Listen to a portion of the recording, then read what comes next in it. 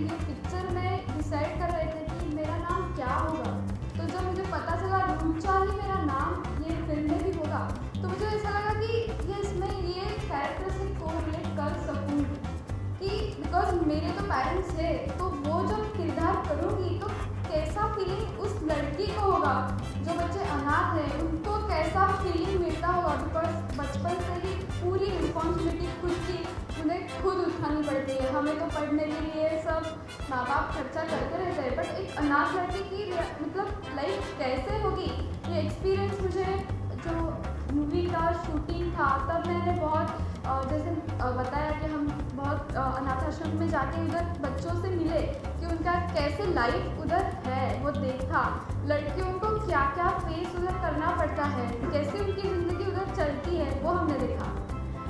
Picture में जो मेरा कैरेक्टर है उसके बारे में बताऊँ तो मैं जब छोटी रहती हूँ तो मेरे दादाजी मुझे उधर छोड़ के चले जाते हैं और मुझे कहते हैं कि बेटा तुम यही रहना, यही अब तुम्हारा घर है, मैं तुम्हें बहुत सालों के बाद इधर लेने ज़रूर आऊँगा, तो तुम इधर ही रहना।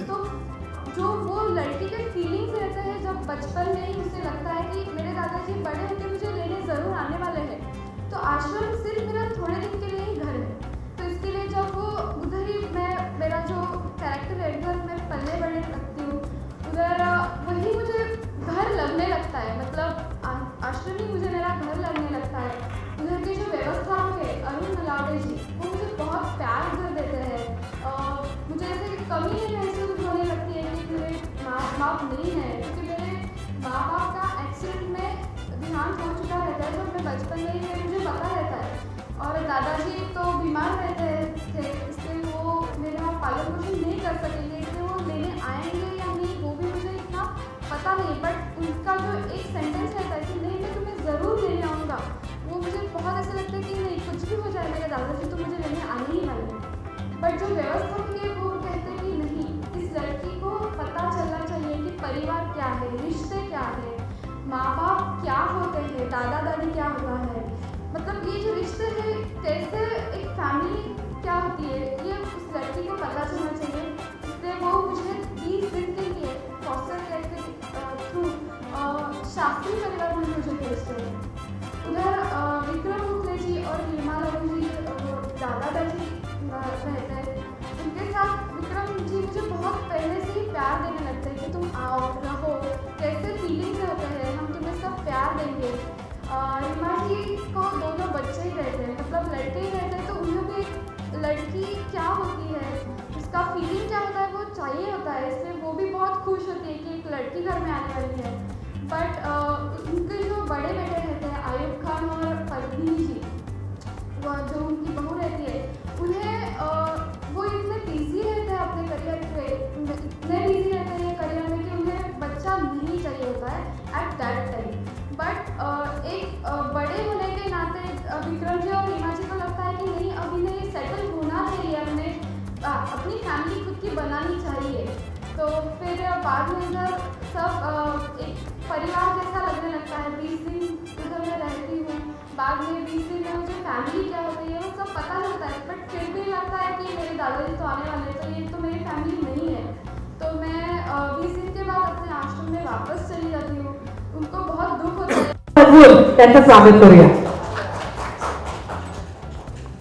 वेलकम चांजी। मिलिंद इंगळेजींचं स्वागत रुचा यांना करायला सांगते। Vinod Singh please come on stage. Milind इंगळेंचं स्वागत करते रुचा। किशोर कदमना पण स्टेजवर बोलवते, कारण मगाशी आपण थांबलो, किशोर कदम निघालेले आहेत। Vinod Singh the hero of the film. She is not heroine, she is daughter in different roles.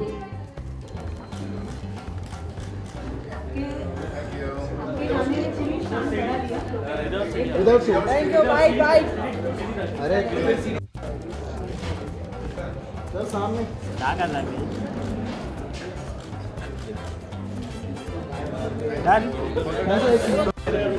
भाई बाइक में मेरी बात छोड़ना भाई राइट साइड है यार शुरू कर जाओ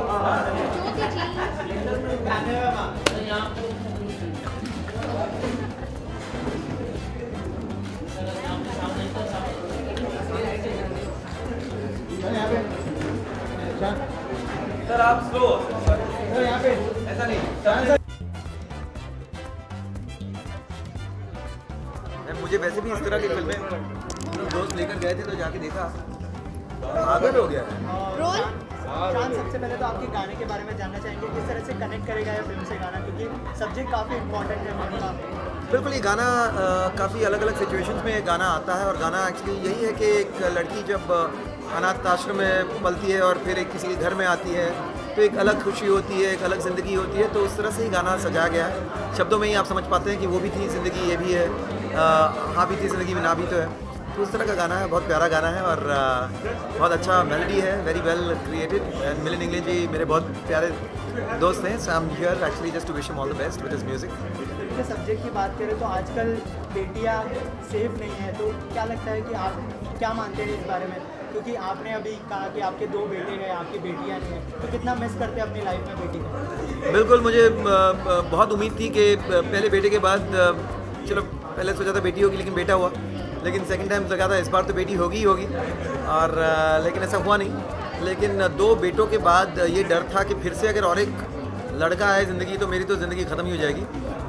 2 हैं फिर भी मेरे सर पे बाल है, ये बहुत है, तो उस डर से मैं आई थिंक हम 2 हमारे 2 के नाते पे रुका हुआ हूँ। बट आई थिंक बेटियाँ ऑफकोर्स, मैं मेरे दोस्त हैं जिनकी बेटियाँ हैं, तो जो एक फादर डॉटर का जो रिलेशनशिप है बहुत ही प्यारा है। बेचारे बेटे बहुत निगलेक्टेड हो जाते हैं उसके बाद, मैंने देखा है, लेकिन ऑफकोर्स बेटियाँ बहुत खुशी लाती है, बेटियों में एक अलग अफेक्शन होता है।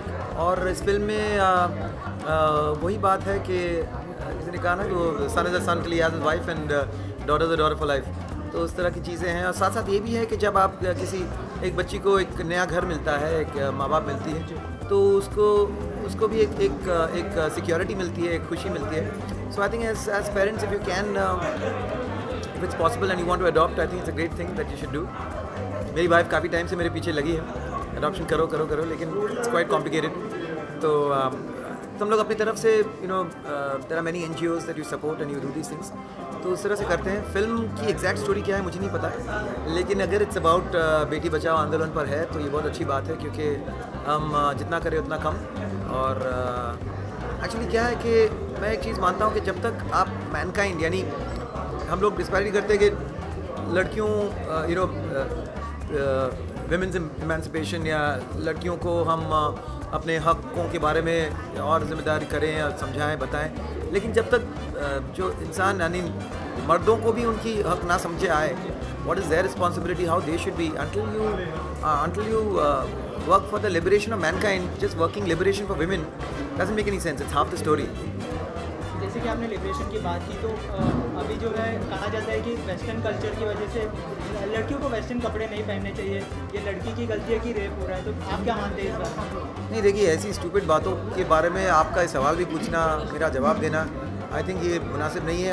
हम जिस युग में रहते हैं, आई थिंक ऐसी बातें करना बहुत स्टूपिड है।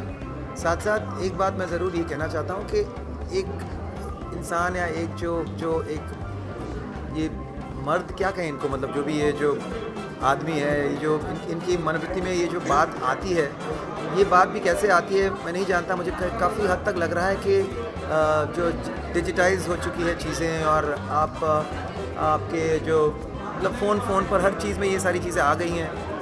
सो आई थिंक कहीं ना कहीं ये, और फिल्मों में भी जिस तरह से नुमाइश होती है, आई think it's influencing the minds of the already evil mind जो है, उसको उस आग को और फ्यूल मिल रहा है। सो आई थिंक इस चीज़ को थोड़ा सा कटेल करना इज़ इम्पॉर्टेंट। तो अगर थोड़ी सी मॉरल पुलिसिंग डिजिटाइज्ड वर्ल्ड में हो रही है तो ये सही चीज़ है, क्योंकि ये बहुत आसान हो गया है आज।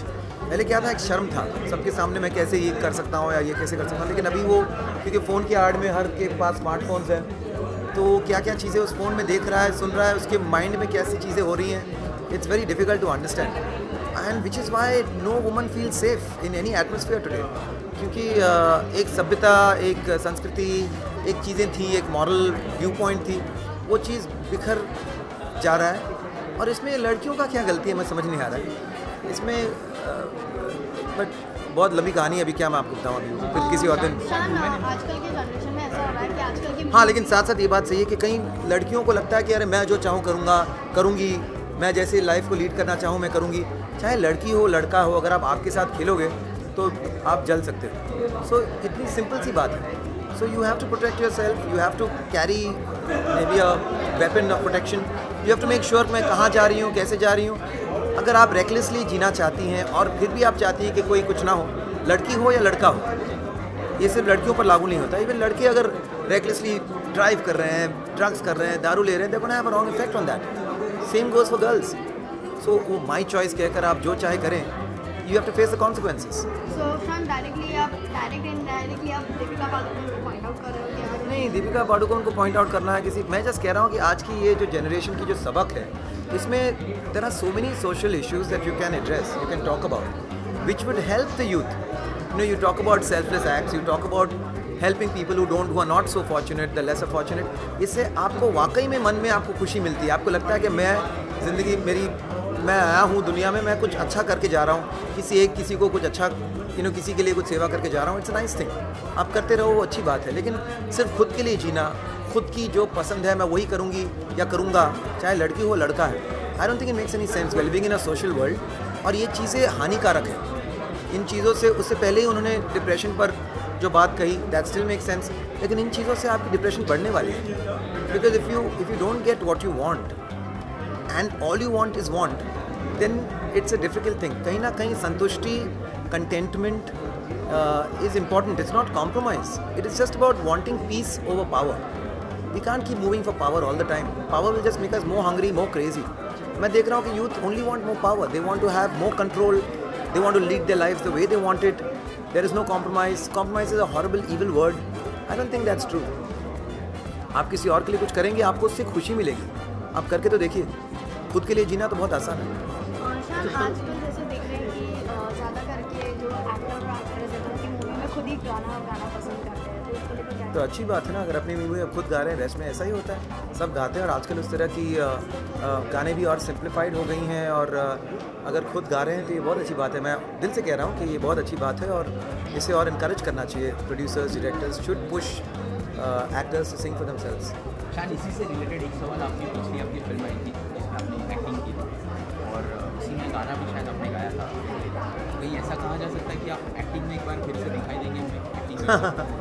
नहीं, ऐसा कुछ नहीं था. वो बस दोस्ती में हुआ था और मज़ा आया. I enjoyed the whole experience. लेकिन मैं इतना सोचता नहीं हूँ कि क्या करना चाहिए, क्या नहीं करना चाहिए. हाँ, जो ठीक लगे. हाँ, फिल्म में कोई अश्लीलता नहीं थी, कोई it was a simple sweet comedy. लोगों ने देखी भी नहीं कोई बात नहीं, लेकिन मज़ा आया. And I am happy that अगर मेरे बच्चे भी देखें तो दे वोंट बी हाँ, उसमें मैंने एक सीन में लड़की बना था.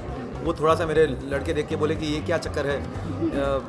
अजीब सा कॉमेडी था वो थोड़ा सा, लेकिन आई थिंक उस हद तक चलता है. अच्छा शान, कौन सी फिल्मों में आप गाने गा रहे हैं और किस फिल्मों में गाने हैं? अभी सिंग इज़ ब्लिंग फिल्म आ रही है, उसमें गाना है. पीके का गाना लोगों ने बहुत पसंद किया, चार कदम. लेकिन आजकल गाना कौन सा है, जब तक फिल्म रिलीज़ नहीं होती है ना, कहना मुश्किल होता है, क्योंकि गाने बदल जाते हैं, सिंगर बदल जाता है, बहुत सारी चीज़ें हो रही हैं. सो मैं बस क्या कहते हैं वो, करो भूल जाओ फल की, क्या था वो गीता का लाइन. हाँ, बस. शान जाते आते 2 लाइन हो जाए ऑडियंस को. वो भी तो थी जिंदगी, ये भी तो है. हाँ भी थी वो जिंदगी, ना भी तो है. शान, एक सवाल आपसे करना चाहूँगा कि हाल ही में शशि कपूर साहब को दादा साहब फाल्के अवार्ड से नवाजा. कुछ कमेंट करना चाहेंगे आप? मैं बहुत छोटा इंसान हूँ यार इन सारी बातों पे कमेंट करना, और ये बहुत अच्छी बात है. और उन्हें ऐसे जो हमारे लेजेंड्स हैं, जिन्होंने इतना अच्छा काम किया है, जिन्होंने कितना कुछ किया है. Shashi Kapoor ji is an institution by himself, चाहे थिएटर में हो, चाहे फिल्मों में हो, चाहे as an actor, as a producer. Is a brilliant very charming handsome hero, और उन्हें अवार्ड मिला है. तो बहुत अच्छी बात है. इसमें सबकी वही राय होगी. लेकिन मैं अपने बारे में एक बात कहना भूल गया था कि हाल ही में हम लोग अभी कंपोजिंग कर रहे हैं. मैंने एक इट्स न्यू नेम, सुपरबिया के तहत काफ़ी फिल्मों में हम लोग म्यूज़िक कर रहे हैं, और आने वाले सालों में आप ज़रूर उन गानों को सुनेंगे, देखेंगे. So I am very excited about Superbia and hope that it does well. Thank you so much and all the best.